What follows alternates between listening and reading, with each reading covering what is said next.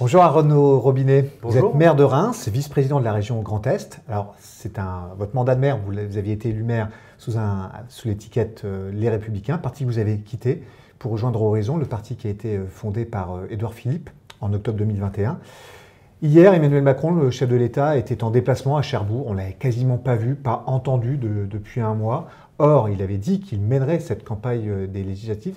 Est-ce que ce retrait du chef de l'État ces dernières semaines peut être préjudiciable dans la campagne des législatives? Je le pense. Parce que depuis le second tour, on a l'impression d'assister à un faux plat.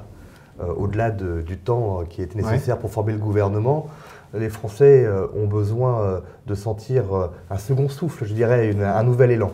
Et il est vrai que le président a pris beaucoup de recul et il est nécessaire qu'il se réinvestissent dans cette campagne. Ce faux rythme, c'est la NUP qui en profite? Enfin, c'est ce que vous constatez sur le terrain? Bien évidemment, et depuis le second tour de la présidentielle, et aujourd'hui sur le terrain, on voit cette dynamique qui est du côté de la NUP, il ne faut pas le nier, et donc aujourd'hui il est nécessaire de se rassembler, en tout cas, et de mener campagne activement sur le terrain pour défendre l'ensemble des candidats de la majorité présidentielle, c'est important. Alors, la campagne a démarré officiellement lundi. Le parti Horizon a 58 investitures au sein de la famille Renaissance.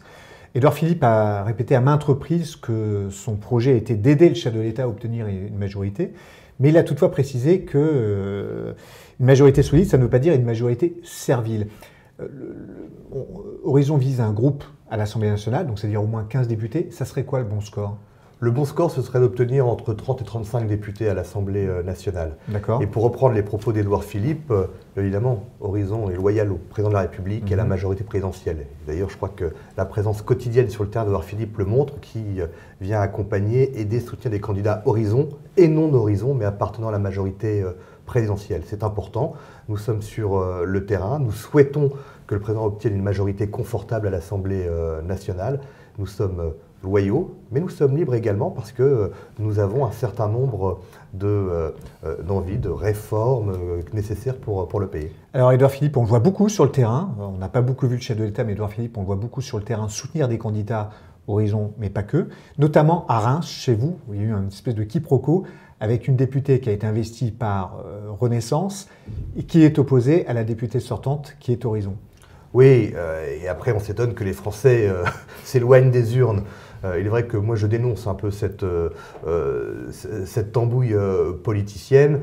Moi j'ai pris beaucoup de hauteur par rapport à cette circonscription. Je ne soutiendrai personne dans cette circonscription parce que parmi les 3 candidats, notamment provenant de LR, de la majorité présidentielle et de la députée Horizon, 2 sont mes adjoints. Absolument. Et donc j'ai un rôle de manager et notamment de garantir l'unité de la majorité municipale. L'actualité du jour, Gérald Darmanin, ministre de l'Intérieur, et Amélie Oudéa-Castéra, ministre des Sports, seront entendus par la commission des lois et la commission des affaires culturelles au Sénat.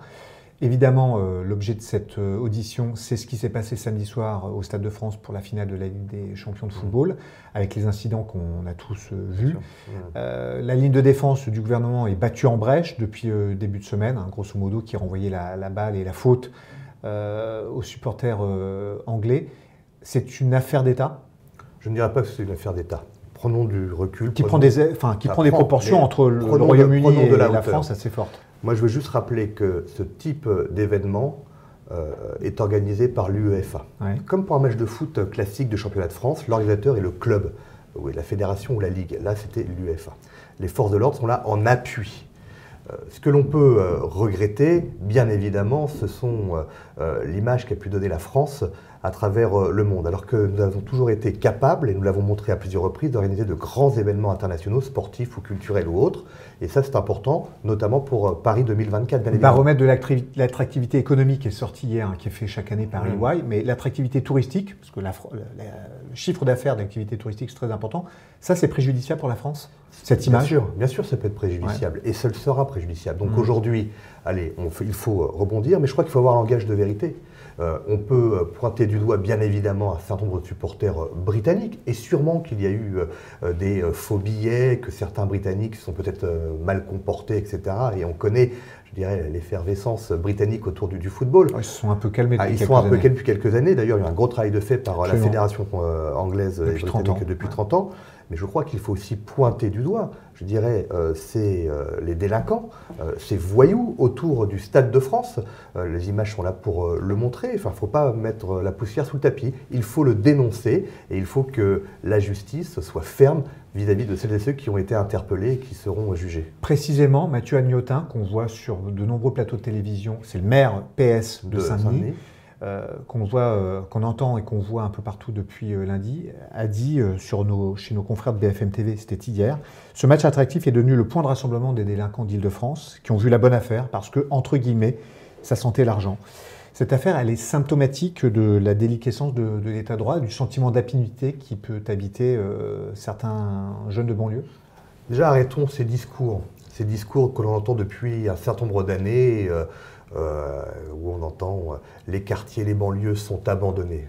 Moi, en tant que maire de Reims, je peux vous assurer... Il faut en finir avec un discours angélique. Bien sûr qu'il faut en finir. Je peux vous assurer que dans l'ensemble des quartiers, notamment les quartiers prioritaires de la ville, sur l'ensemble du territoire national, il y a des milliards d'euros qui sont investis en termes de rénovation urbaine, mais au-delà du bâtimentaire, en termes d'accompagnement social, avec le développement d'activités culturelles, sportives, l'accompagnement social.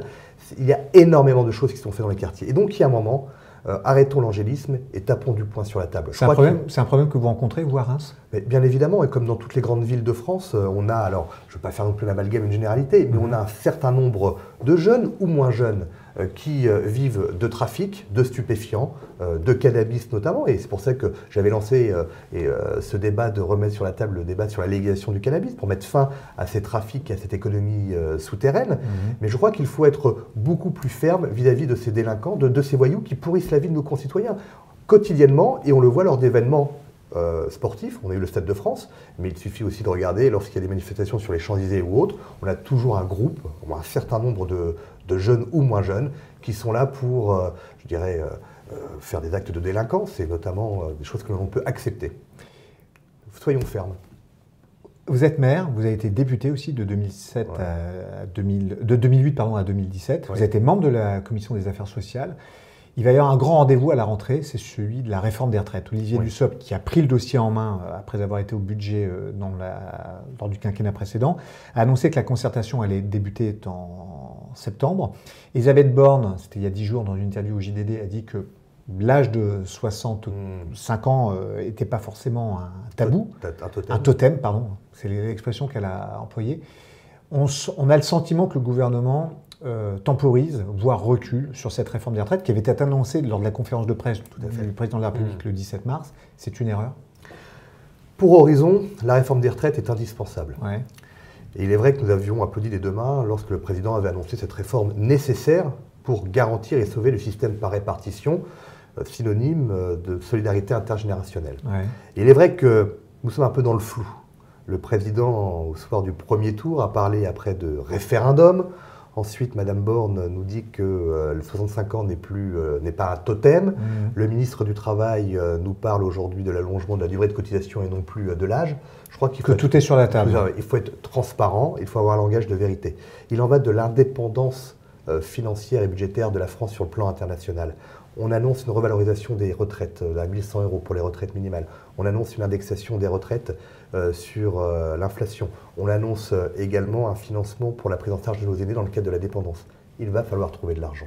Et je pense qu'au-delà de peut-être se focaliser dans le discours sur le travailler plus longtemps, mais faire comprendre aux Français qu'il sera nécessaire de travailler un peu plus longtemps, mais on peut donner aussi un objectif de 2025-2030 pour atteindre 64 ou 65 ans, afin de financer notre système par répartition et de financer en partie la dépendance. Et donc, moi, à Horizon, on appelle véritablement à une convention sociale avec l'ensemble des partenaires sociaux le plus rapidement possible. Si cette réforme n'est pas faite ou n'est pas enclenchée d'ici la fin de l'année, ce sera une réforme avortée.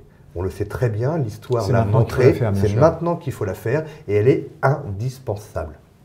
Il y a un autre sujet, c'est celui de l'hôpital. Emmanuel Macron, qui était en déplacement hier à Cherbourg, a annoncé une mission flash pour auditer les problèmes qui peuvent se poser aux urgences.